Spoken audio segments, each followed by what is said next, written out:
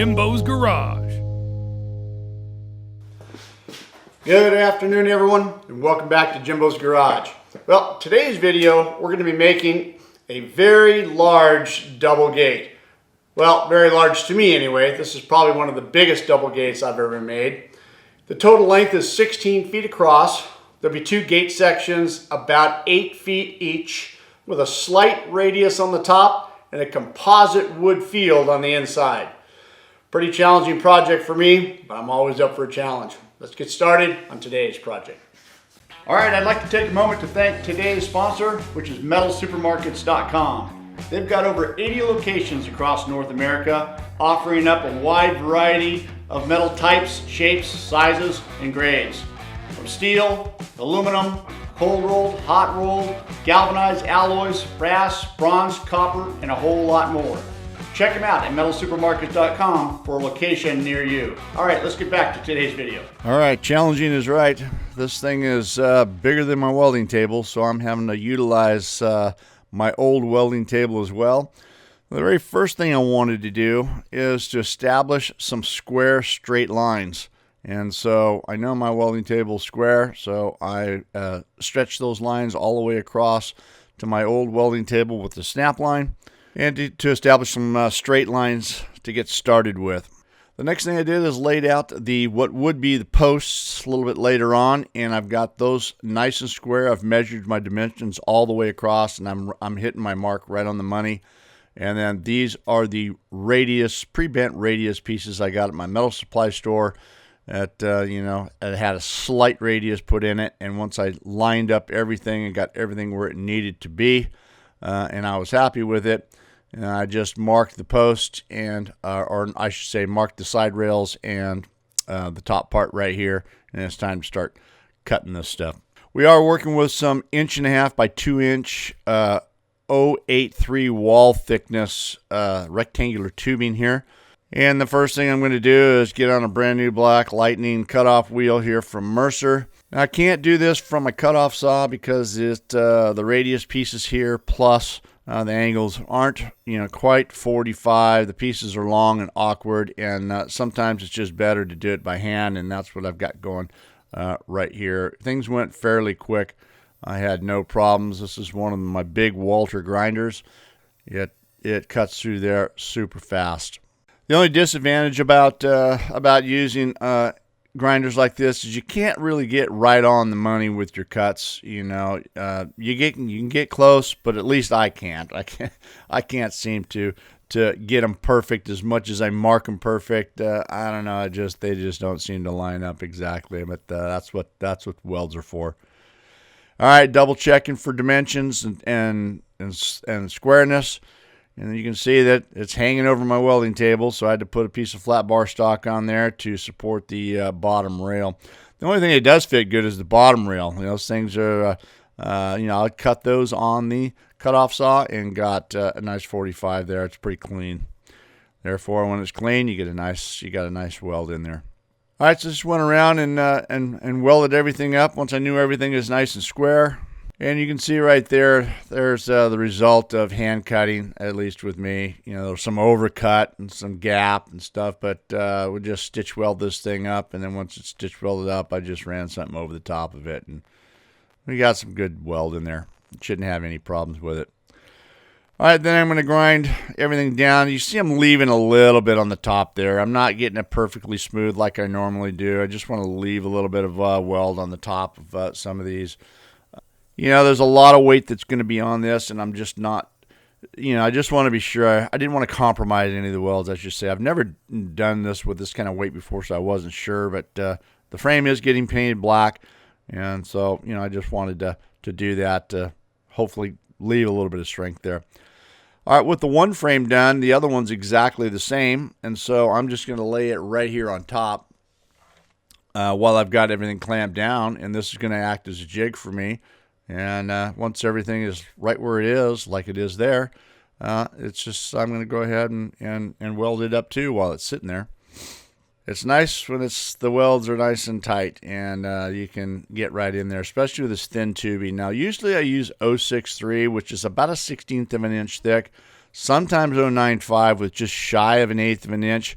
This is kind of in between all that, 083, you know, so it's got that little bit thicker than the 16th, a little bit thinner than the 093, but 095, I should say, but still pretty heavy duty. I don't know why. That's what this material came with. It's not that I ordered it that way. It's just that this particular rectangular tubing is the way it came from a metal supply store. All right, all that out of the way, and the next thing to do is to get the 3/4 inch by 1/8 inch flat bar stock welded on the flush to the outside of the frame, and this is what's going to support the composite wood. Now you can see I've got all these mag squares on there. You know, this is a must. If you guys are fabricators, these things are very inexpensive, I believe. You know, I got them on Amazon. I'll put a link in the description. I believe I got two of those bigger squares for like 11 or 12 bucks or something. I think the smaller ones they might be strong hand. I don't know for sure. They might be a little bit more expensive, but hey, I have a handful of these things. They really come in handy, especially for something like this. It's very important that you keep that, if you're doing something like this, it's very important you keep that flat bar stock flush to the frame. When you start grinding down the welds, it shows, and it's nice to have them nice and flush. So welds every 6 to 8 inch apart, about 1 inch long. That's just more than enough. Like I said, it's just a frame that's supporting the wood that's going to be going in the inside. It's going to give that a clean reveal. And here's what I'm talking about. So once I get everything welded up, I just want to come with a grinder and I want to grind these things down. And this is why this flat bar stock needs to be flat to the frame itself. And if it wasn't, you'd have unevenness. But if it's flat when you grind them, it would look flat at the very end, complete after painting. I know I get a lot of people telling me, hey, you need to keep your wheel flat as possible, and I understand that. But there's sometimes it's just habit, I guess. It's just something I need to learn. So here are the posts, and I thought it would be a good idea to continue the radius from the top part of the gate down with the post as well. So when they're installed, that radius goes all the way to the wall, the block wall itself that I'm attaching it to. So I'm just cutting that off, and then I'm just going to go ahead and get a flat plate for the top of that, and get that welded around all the way around. Now I don't put a flat plate top and bottom. I leave the bottom open for a couple reasons. One, when I'm drilling and mounting these posts, sometimes I've dropped the bolts or the socket or whatever I'm using. It goes down through there, and if I don't leave the bottom open, it's trapped inside. So I've just gotten a habit of leaving the bottom open. All right, so this is what I'm doing. This is three. There's going to be 3 bolt holes in each frame right here. This is an 1 1/8 hole saw. And I'm using this because it allows me room to get in with my socket and to drive my screw anchors in. And then I've got a rubber cap that covers that hole when it's all done. The back side is 3/8. And the screw anchors I'm using on this particular project are Hilti screw anchors. I believe they're 4.5 inches in length. And I've never had any issues with them. You can see that those are rubber plugs right there. All right, these are the weld-on hinges or bullet hinges, whatever you want to call them. If you guys remember, I've just recently started using these, I think the last 6 months or so. I think the last 4 or 5 gates I've used these, and I'm really happy with the way that they work. I'm just getting them lined up and getting them welded on. So far, I haven't had any issues, but there are people that tell me that there are certain ways to install these things. One person said welding the hinges on both sides is what they do at their factory. I haven't yet done that. The hinges provide a flat tab on one side, and I'm just welding right now one side on each side of the hinge, and that you can see right there. That flat tab right there, that is what they give you. And so that's all I'm doing right now. They seem to work really well. This one's going to be the test right here. This gate's going to be a little over 250 pounds. All right, so because the concrete is falling away from the columns that this is mounting to, it requires a long drop pin, something that I can't buy. So, of course, I got to make it myself. So the drop pin needs to be about 18 inches off the bottom of the gate. And so I'm just going to use some 5/8 round bar stock, hot rolled, and then this is some 3/4 inch 095 wall thickness square tube. So the idea is for this round bar stock to fit inside of that square tube. And then I just need to heat up and bend a handle on here. And this handle, I didn't, 4 inches or 4.5 inches was too long. 3.5 inch or 3 inches would seem to be too short. So this handle right here, I decided this 3.5 inches was comfortable length to use, and that's what I came up with. So I got to mark some notches in here and some grooves for this thing to fit in, and so that's what I've done there. And then you can see me just with the brand new Black Lightning cutoff wheel right here. The idea is to cut the square tube right down close to the wall on both sides. By doing that, and then I'll get a grinder on the inside of that here shortly, and then that'll allow that 5-inch round tube to just slide right down in there. I did this once before, and it worked pretty good, and I'm hoping this is it's going to work just as well. Yeah, and then a Dremel at the very end, just cut that little piece off of there, and then a grinder to clean up the edges there. And then just mounting it on the end of the gate. There's a right and left, and just be sure I got the right one there. And then just tacking this in place. Again, same process, 6 to 8 inches apart, inch long. And then you can see how that works. So that worked out really good for me. I was happy with that. And then it's time to get some priming, some paint on here. Now this is some Rust-Oleum oil-based primer for clean metal. I ended up with a couple coats on there. This is a couple days later. And then this is the black, same paint and black. This is oil-based Rust-Oleum semi-gloss, or I should say satin. I think it's satin black. And then end up with 2 coats of that as well. Now this is just a gravity-fed sprayer. I found that it works the best for me. It gets some good coverage. It's fast, it's quick, and really lays the paint in there. And nice thick coats. So I got 2 coats of that over the last few days. And then this is the composite wood that I'm using. It's actually it's a product by Trex, and it's actually called fascia board, and it's not the actual Trex deck itself. Those boards are like 2x6. These are they call them 1. It's a little over 1/2 inch by 7.5 inches. They're called fascia boards. I tried to get as light as I possibly could. The owner was insistent about having composite wood. I tried to talk him into regular wood just for the weight factor, but he really wanted these composite wood, and so I agreed to it. And again, I've never used it before, so this is the first time. Outside of being super heavy, stuff is actually really good to work with, and it's got a really good finish on it, really durable finish. And then I'm just laying everything in to be sure everything fits the way it's supposed to prior to screwing everything down.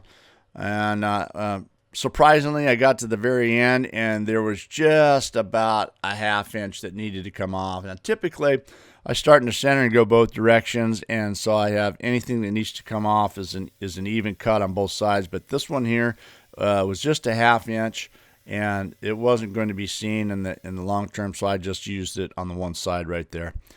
I'm then holding these things down with some 3/4 inch angle by 1/8 thick, and I'm pre-drilling the holes about every 12 inches apart right here. And this is what I use to screw the frame in. You can see it works really good right there, and that holds everything down nice and tight. I got some clamps with some backing board on the back so I don't scratch the frame on the back. This holds the angle iron nice and tight down and compresses everything. And then I'll just put some screws in here to hold everything down. I got a piece of cardboard right there with the drill. I've learned the hard way. If not doing that, you'll scratch the wood. Now this is composite. Don't know that I'm going to have that problem, but still, just backing it up just for some reassurance there. These are self-tapping screws, and they work real well. They've never backed out. I've had some people wonder why I use these and why I don't do a different method, but this works well for me, and so I'm just going to leave well enough alone and continue to use them. All right, so that's one side right there. So the only thing I have is the back side. This is the top part. This is the radius at the top. And I put some relief cuts in there with my bandsaw, and that's what gives that little flexibility there to be able to bend in right there. It's the same process right here, just drilling, anchoring them right in. Now I'm only doing this on the top and the bottom. The sides are going to have some support rails that go across either the side. I'm going to use 2 of them. This stuff is very flimsy, and I just wanted to be able to have plenty of area to keep to pull everything nice and flat and to anchor it down flat. And hopefully that's going to do the job. I'm just, like I said, I've never worked with this, so just hoping that that's going to work. And here's what I'm talking about right here. This is some 1.25 inch square tube 063 wall thickness, and I just cut that to length and dropped them right in and measured them evenly. And then what I was worried about right here is just welding this in, and I didn't know how that was going to react with the composite, if it was going to burn or what. I didn't know, so I had a water bottle right there. So as soon as I got my welds in here, I went ahead and shot everything down with a water bottle to cool it down right away. I didn't have any issues with that. I thought maybe that composite would burn, but there was no evidence of any of that. I repeated the same thing on the other side right here, pushing pressure down to keep everything nice and tight. So once I got everything all pressed down and welded on right here, and I had to clean it up a little bit and do some touch-up paint with some of the matching paint right here, and that cleaned that up pretty good. All right, so flip the frames over, and now it's time to get the screws in the front part of the frame. You can see I'm measuring right off the very bottom. I didn't want to snap a line across this. That's what I could have done to get a straight line. I just didn't know if that the chalk was going to permanently mark the face, so I elected to go just with a silver pencil and just measure and mark everything, and that seemed to work out pretty good. Now I'm putting 2 screws in each one of these, and about 1.25 inches in from either side. And once I got them drilled out, just took a little countersink and countersunk them down. I am using some countersunk self-tapping screws right here. That stuff makes a mess, but it is easy to clean up. All right, so these are the screws. They are pre-primed, and they go right in, and they're pulling everything nice and tight, and that's what I was hoping for. You know, there was a lot of flexibility in this, and you can see how it just those screws pull everything nice and tight. This is on the lower side, and then I just repeated the same thing on the top part of the frame. I wasn't real excited about putting screws across the center, but I think that was my only choice at this point. This stuff is not tongue and groove material. You just butt it together. But you can just see how effective the screws are. It just pulls everything nice and flat. All right, with those screws the way they are, I found some dark colored paint, and I just dabbed a little bit on the head of each one of the screws, and that took care of that. Really softened that up. You know, you saw that primer screws from a long way away. As soon as you got that paint on there, you can see that covered it up really good, and it was really difficult to see those screws in there. So that was something that worked in my favor. All right, there they are. They are complete. I've get them ready for installation, and I am going to show you guys a little installation. I told you I would. And this is some cell phone action right here. Those are some 16-inch square concrete columns, solid grout, and I installed those about a month prior. And you can see I just scribed a straight line on there. These posts are offset from the center to allow the gates to open up a little bit more than 90 degrees.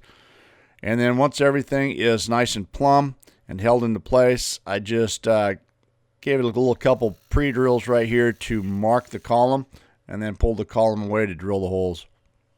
Like I mentioned, I am using some Hilti 4.5-inch screw anchors.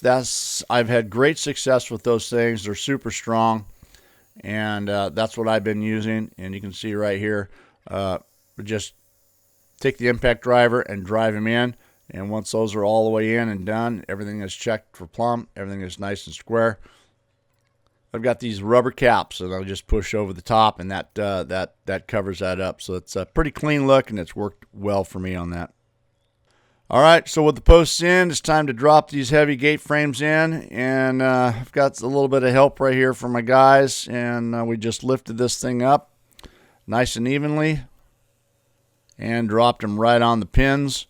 And once they settle in on the pins, that's it.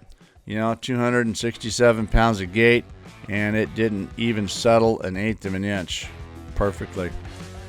All right, drill a couple holes right here into the concrete to set the drop pins and keep everything nice and flat.